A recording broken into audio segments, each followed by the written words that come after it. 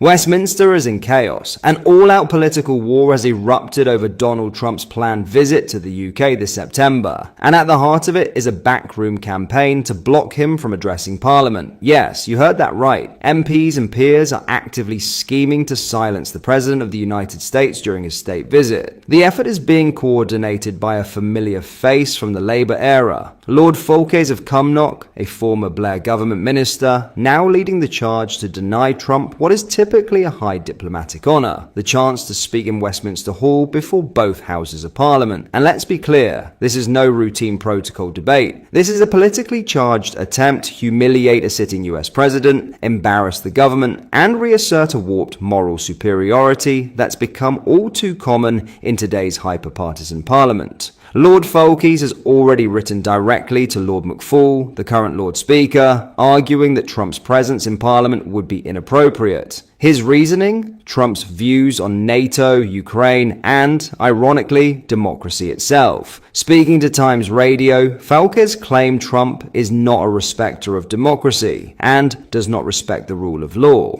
He also accused Trump of being an apologist for Putin. These are incredibly bold accusations coming from someone who sat comfortably in the government during one of the most controversial foreign policy eras in modern British history. It doesn't stop there. Labour MP Kate Osborne has also weighed in, writing to Speaker Sir Lindsay Hoyle, demanding he mirror former Speaker John Bercow's 2019 decision to block Trump's previous attempt to speak in Parliament. Osborne's letter made it clear Trump may be invited by the government, but he shouldn't be allowed the honour of addressing Parliament. She even warned of a low attendance and unintended consequences if Trump is allowed to speak. Subtle language for what's clearly shaping up to be a boycott. Another Labour MP went even further, saying, "Parliament has nothing to learn from a serial liar, cheat, womanizer and bankrupt. We don't need Trump to lecture and dictate his unilateral terms to our elected representatives." Let's pause right there.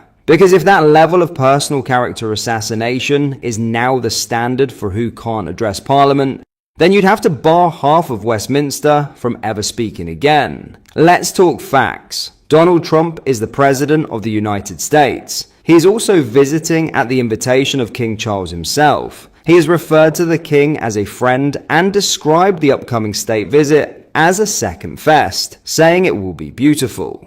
It would mark Trump's second state visit to the UK, a rare honour, and one previously afforded to leaders like Barack Obama, who addressed both houses in 2011, and President Zelensky, who delivered an emotional wartime address in 2023. In fact, over 80 foreign leaders have addressed both houses of Parliament since 1935. This isn't unusual, it's tradition. But what we're seeing now is a meltdown from a political class that simply cannot tolerate Trump's presence, no matter how diplomatically important his visit may be, or how much the UK is relying on US relations to strengthen trade, defense, and geopolitical strategy. Even more ironic, Keir Starmer himself reportedly invited Trump as part of a charm offensive to secure a desperately needed trade deal with the US, a deal the UK wants in place before May 19th, the date of Starmer's EU Reset Summit, with European Commission President Ursula von der Leyen. So on the one hand, Labour is rolling out the red carpet for Trump to keep trade talks alive. And on the other, Labour MPs and peers are orchestrating a behind-the-scenes effort to block him from even setting foot in Parliament. It's political schizophrenia, and it's embarrassing. Now let's get to the mechanics. In order for any foreign leader to speak in Westminster Hall, three key authorities must agree: the Common Speaker, the Lord Speaker, and the Lord Great Chamberlain, who is represented by Black Rod. All three must sign off, even if the government requests the speech. According to senior sources, both the Common Speaker and the Lord Speaker were on board with Trump's visit as recently as February, but the lobbying campaign now threatens to blow the whole thing apart.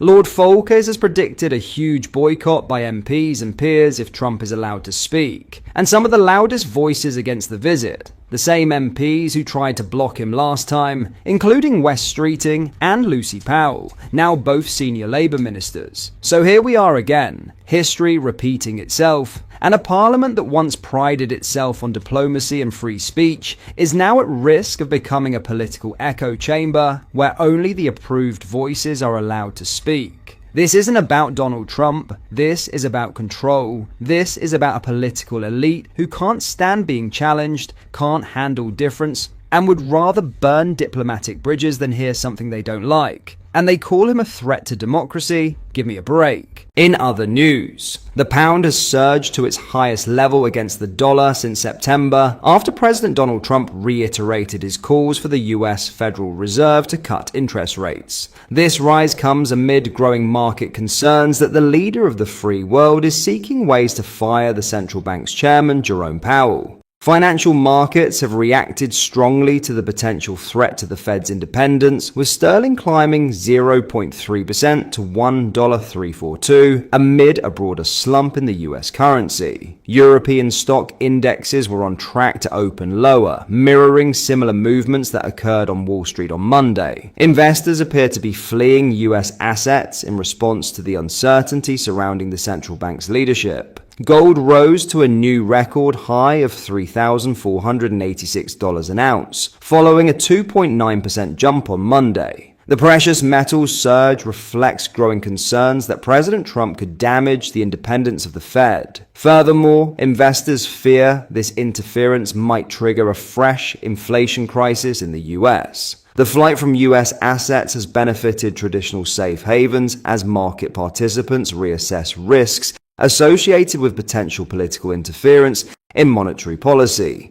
Economists have issued stark warnings about the potential consequences of undermining the Federal Reserve's independence. A JP Morgan economist cautioned, any reduction in the independence of the Fed would add upside risks to an inflation outlook that is already subject to upward pressures from tariffs and somewhat elevated inflation expectations. Paul Ashworth at Capital Economics said firing Powell would just be the first step in dismantling the Fed's independence. If Trump is set on lowering interest rates, then he will have to fire the other 6 Fed board members too, which would trigger a more severe market backlash.